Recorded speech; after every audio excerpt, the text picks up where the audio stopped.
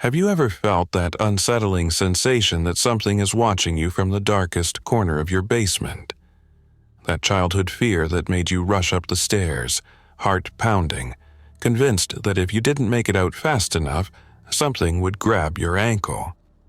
In today's story, that fear becomes a horrifying reality for one man who returns to his childhood home after his sister's mysterious death in the basement. What he discovers about the shadows lurking in the corners will make you question whether your mother was right when she told you there's nothing to be afraid of in the dark.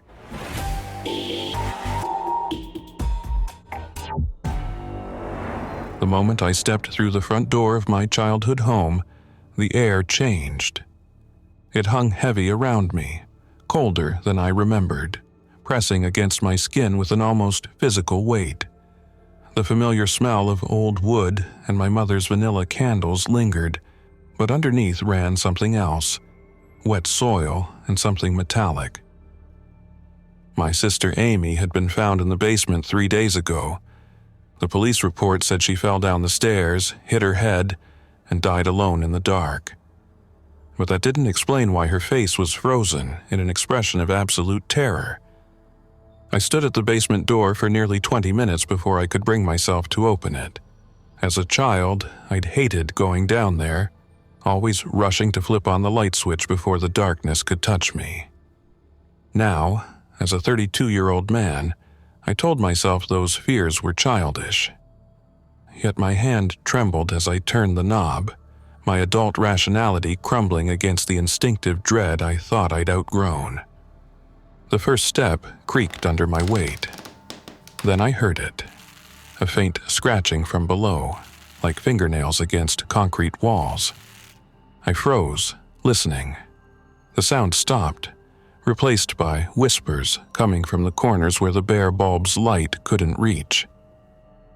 "There's nothing in the dark that isn't there in the light," my mother used to say, her voice tinged with impatience when I refused to go to the basement alone. But I knew better. I'd seen how shadows moved differently down there, not following the rules that shadows should follow. The house felt wrong. Family photos showed shadows creeping across faces, my father's eyes obscured, my sister's smile half consumed by darkness. 3 light bulbs had burned out since yesterday, despite being new. In Amy's room, I found her journal beneath her mattress.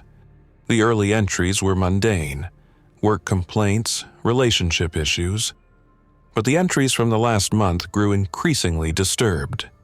Something moves in the corners when I turn away. I see it just at the edge of my vision. They're watching when the lights get dim. Aunt Carol thinks I'm being dramatic.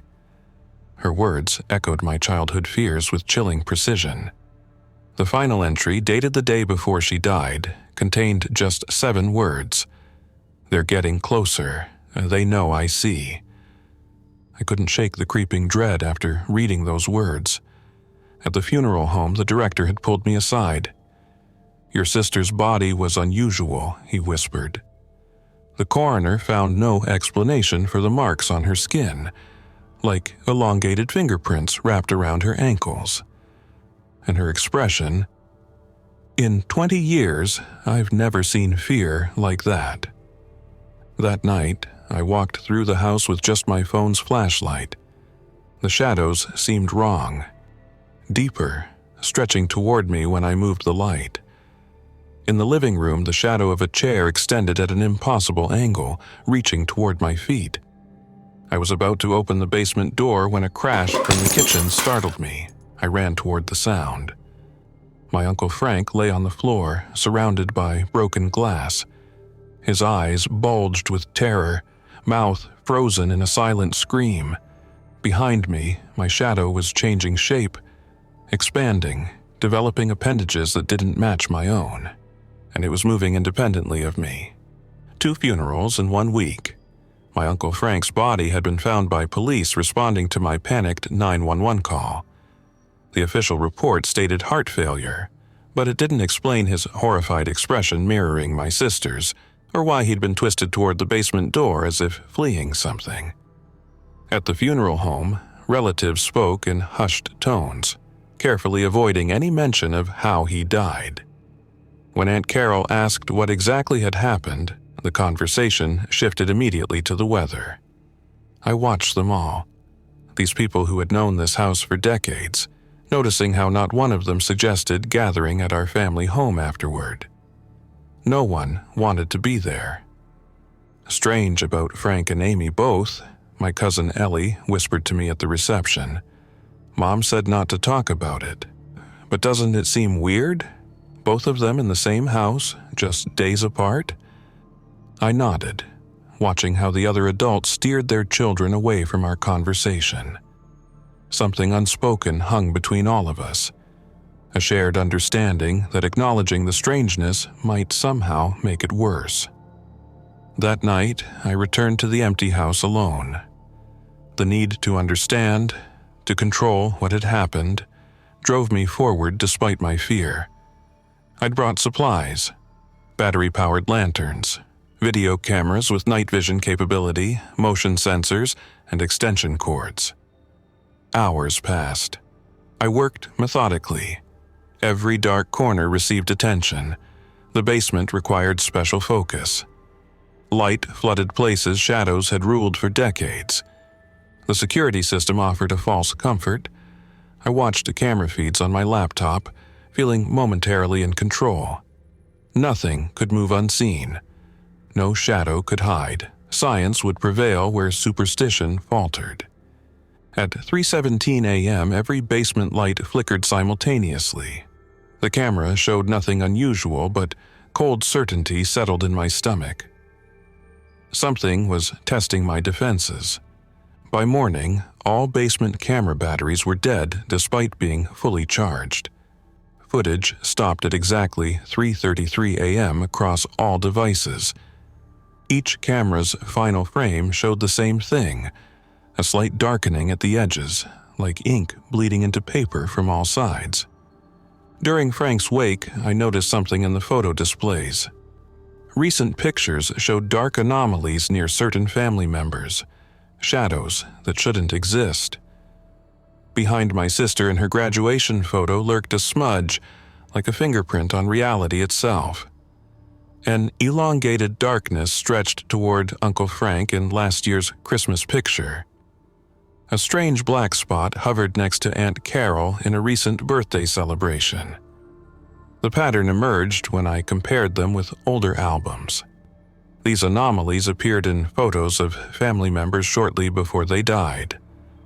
My grandfather had a similar shadow in his last portrait. My cousin Thomas was surrounded by unusual darkness in his final school photo, the shadows clinging to him like hungry parasites. In the attic, home videos revealed what we'd never consciously noticed. Family members unconsciously avoided certain areas of the house, stepping around particular corners, keeping their backs to walls, never standing where shadows seemed deepest.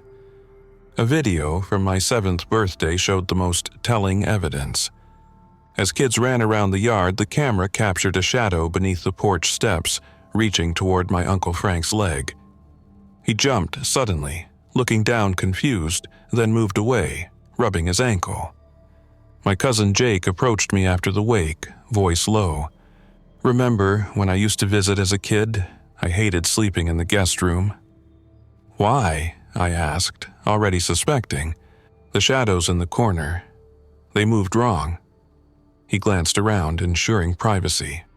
"One night, I saw something standing in the dark part of the room.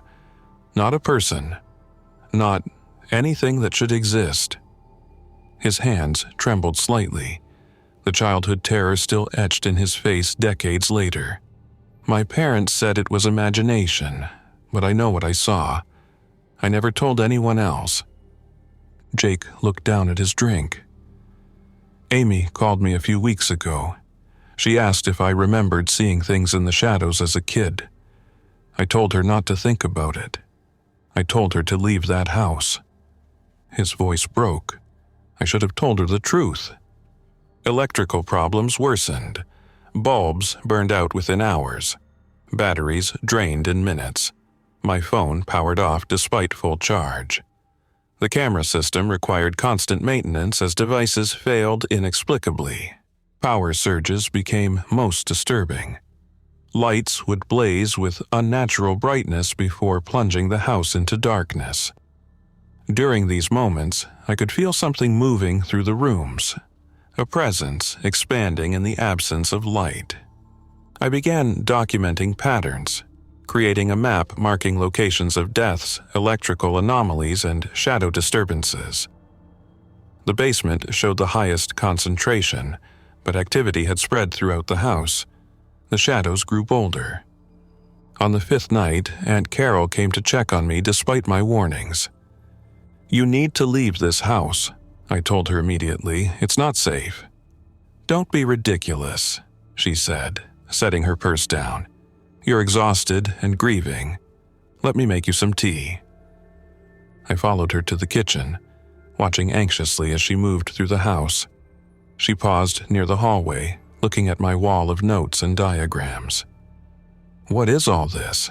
she asked, studying my documented patterns. "Evidence," I said. "Something is in this house, Carol, something that hides in shadows. It took Amy and Frank, and I think it's been taking family members for generations." She turned to me, her expression a mixture of pity and concern. "Listen to yourself," she said gently. "You're not making sense. There's nothing—" The lights flickered, then stabilized.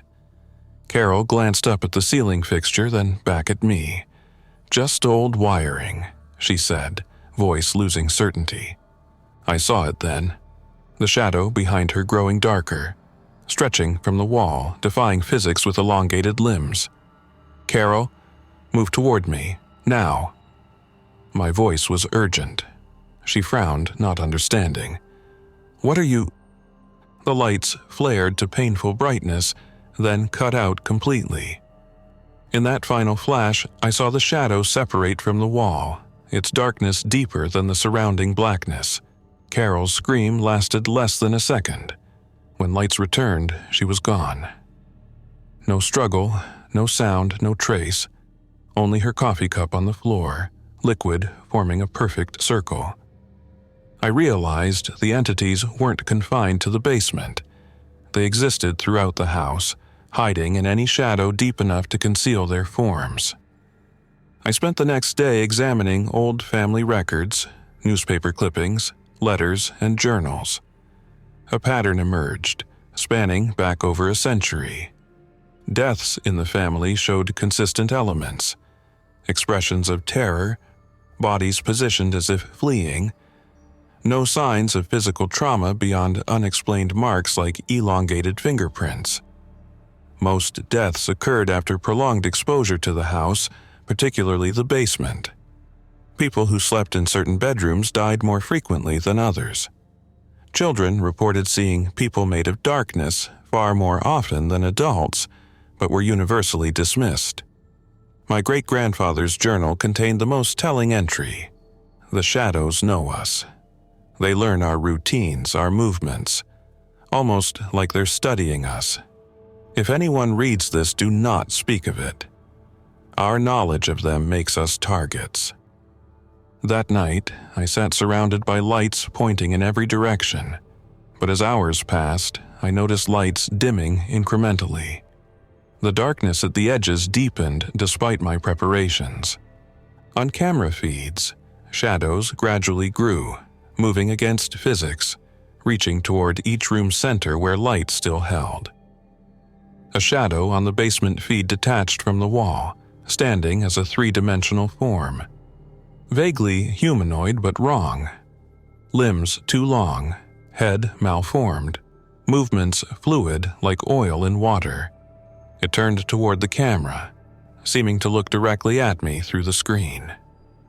The basement feed went dead. Then the kitchen. Then the hallway. One by one, darkness claimed each room on my monitor. I sat frozen, watching as the shadows in my own room stretched toward me, their movements deliberate and hungry. My body went cold with certainty. They were here. A crash from the basement made me jump. Something heavy had fallen, or been pushed. I stood at the top of the basement stairs, my phone's light barely penetrating the darkness below. I had no choice. Every exit was sealed. The answers I needed were down there, in the place where Amy had died, where the shadows seemed thickest. The stairs creaked under my weight as I descended. The beam of my phone light bounced off concrete walls and dusty shelves. The air grew colder with each step. At the bottom, I swept my light across the room, trying to take in as much as possible. My battery indicator flashed red, 10% remaining. The basement looked ordinary. Old furniture, boxes of holiday decorations, the washer and dryer against one wall. But the shadows between objects seemed wrong. Too solid. Too deep. As I watched, they shifted slightly, adjusting their positions when my light moved across them. A sound came from behind the old water heater, a wet sliding noise like something heavy being dragged across concrete. I aimed my light toward it. For an instant, I caught a glimpse of something impossible. A limb that bent in too many places, skin like oil-slick leather, fingers that extended and contracted like tentacles. It withdrew into darkness instantly, but not before I saw it clearly enough to know it was real. My hand shook violently. The phone slipped from my grasp, clattering to the floor. The impact sent it spinning across the concrete, its light beam sweeping wildly around the basement. For 3 terrifying seconds, the light illuminated dozens of them. Creatures standing in every corner, clinging to walls, hanging from the ceiling. Their bodies defied anatomy, with joints that bent backward and limbs that tapered into impossible thinness. Their skin absorbed light rather than reflected it, creating holes in reality where their bodies should be. Then my phone died, and perfect darkness engulfed me. I stood frozen, heart hammering so loudly I was certain they could hear it. Around me, I heard movement. The soft sound of feet padding across concrete. The squish of something wet dragging itself closer. Breathing that came in uneven, ragged gasps. Something brushed against my leg, a touch so light it might have been a draft, except for the clammy moisture it left on my skin. I bit down on my lip to keep from screaming. They were all around me. I could hear them moving, sense their presence just inches away. One passed so close its breath, cold and smelling of stagnant water, washed across my face. Yet they didn't attack.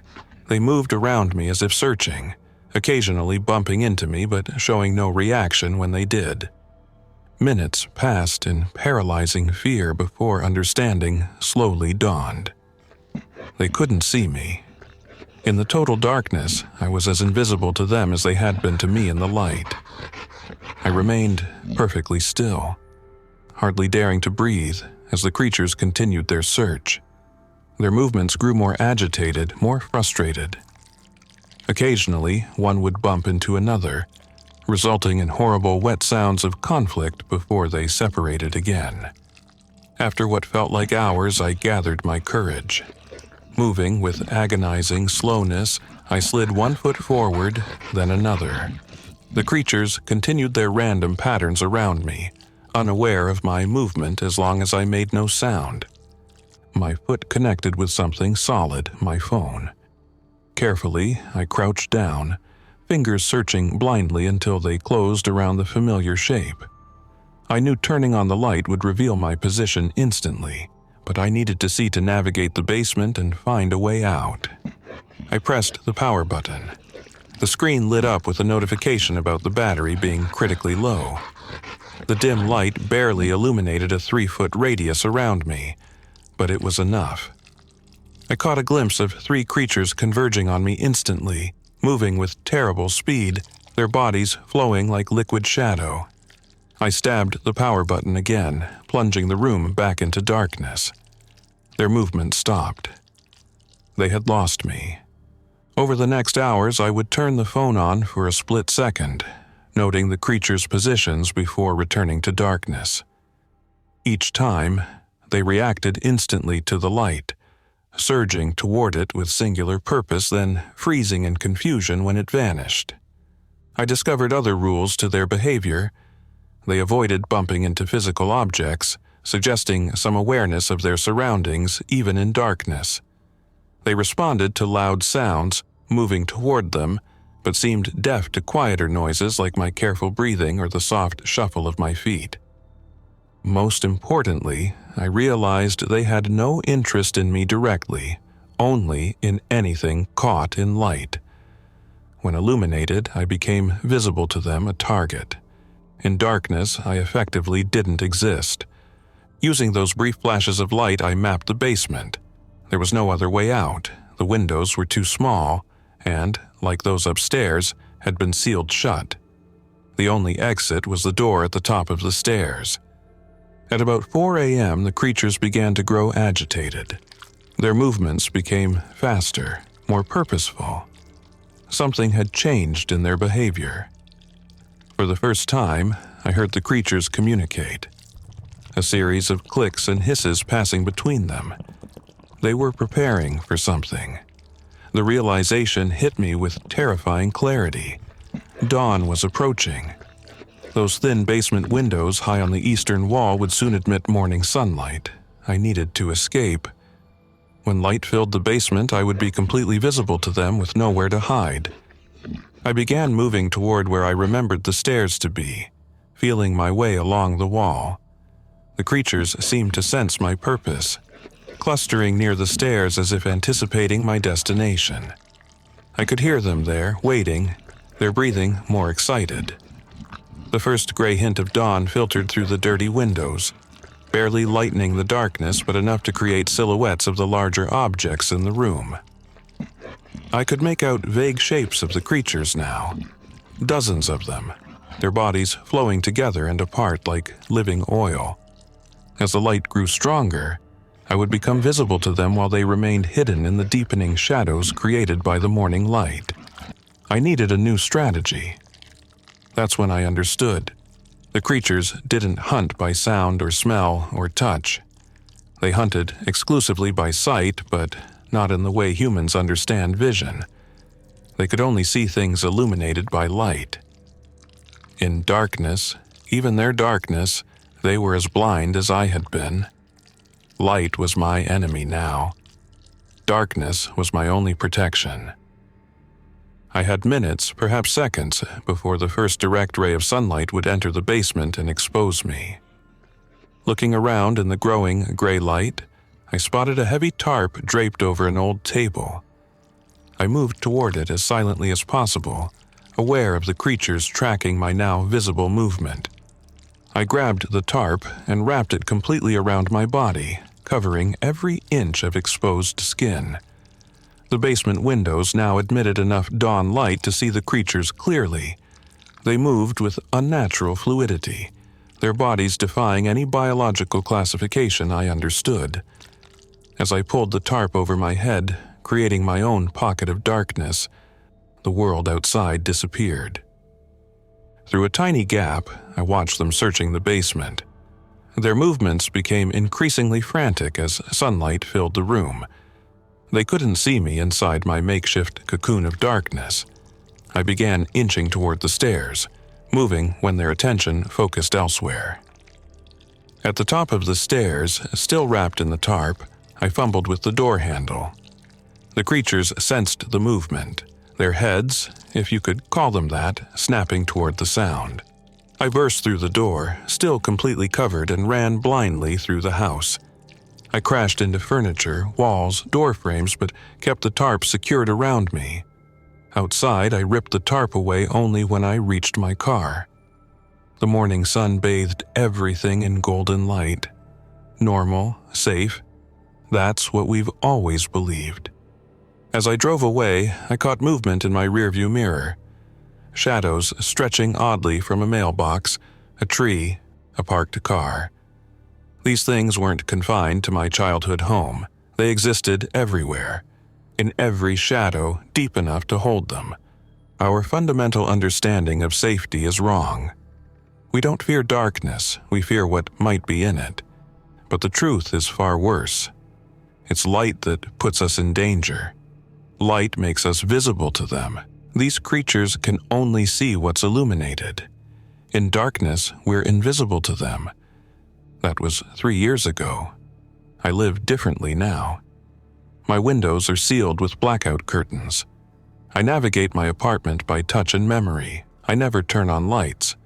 When I must go outside during daylight, I cover as much skin as possible, creating my own shadows. I've learned to exist in this new reality. Darkness has become my sanctuary. The creatures are everywhere, hiding in the shadows of everyday objects, buildings, trees. They've always been there, watching from the edges of light, studying us, selecting us, waiting. I leave anonymous warnings on forums, comment sections, anywhere people might listen. When you sense something watching you from a dark corner, trust that feeling. But remember, turning on the light won't save you. It will only let them see you. That creeping sensation of being observed in darkness isn't your imagination. It's real. But the moment you flick that switch, hoping for safety and visibility, you transform from a ghost they can't perceive into prey they can hunt. So, when your child tells you they're afraid of the dark, listen. The fear is rational. Just don't make my mother's mistake of turning on the light to prove nothing's there, because that's when they finally see you.